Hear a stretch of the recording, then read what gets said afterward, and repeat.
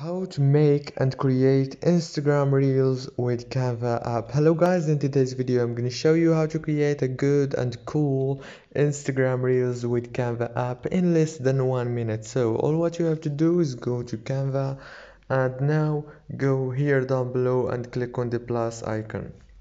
After that, go to the search bar and search for Instagram and you will find the Instagram Reels here. Click on it like this, wait a few seconds and it will take you to this page. Here you will find Instagram Reels video templates. Let's just choose any of these, for example this one.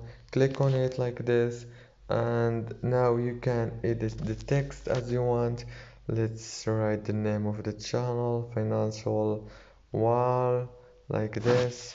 And now as you can see, it's created fast and easy.